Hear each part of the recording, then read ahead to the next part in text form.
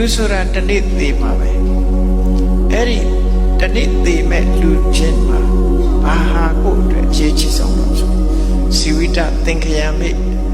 အသက်သေဆုံးနေတဲ့အချိန်အသက်ကုန်ခန်းသွားလို့ဆုံးသက်သွားတဲ့အချိန်လေးမှာပုံညာကိုလှုပ်ထားတဲ့ကုသိုလ်ကောင်းမှုကဒုက္ခချမ်းသာမှုတွေပဲအာကိုရှိတယ်လေ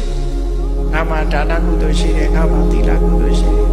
ငါမှာကမ္မထဘာဝနာတွေပွားများထုတ်တယ်ဘယ်နှစ်ငါကျင့်ထားတယ်ဆိုရင်ငါဘာတွေလှူထားတယ်ဆိုရင်ဒါနကောင်းငါဘယ်လိုသီလတွေစောင့်တည်တယ်ဥပုသ်တွေစောင့်တည်တယ်စသဖြင့်ကိုလှုပ်ထားတဲ့ကုသိုလ်ကောင်းမှုတွေတေခန္ဒီကိုတယောက်တည်းသွားရတော့မယ်ဆိုတဲ့အချိန်လေးမှာတကယ်ကိုစိတ်ကြည်တတ်စရာကြီးဖြစ်တယ်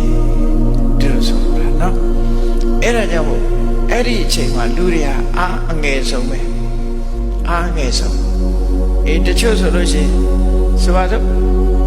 ကင်ဆာယောဂါသေတော့မယ်ဆိုတာလူတွေဟာတချို့ကြတော့မသိအောင်ဖုံးထားကြမသိအောင်ဖုံးထားမသိအောင်ဖုံးထားတာကောင်းသလားလို့ဆိုလူမှတတ္တိကိုစတယ်မွေးထားတနေ့သေမယ်ဆိုတာကိုမွေးထားဒီဗုဒ္ဓဘာသာမဟုတ်တဲ့ပုဂ္ဂိုလ်တွေတောင်မှပဲသေတာကိုရဲရဲဝံ့သိနိုင်အောင်ကြိုးစားထားတာရှိတယ်ဒါကြောင့်မို့မြတ်စွာဘုရားပုံဉ္ဇဒုက္ခစီဝိတသင်္ကေကုသိုလ်ကောင်းမှုတွေအားကိုးလိုက်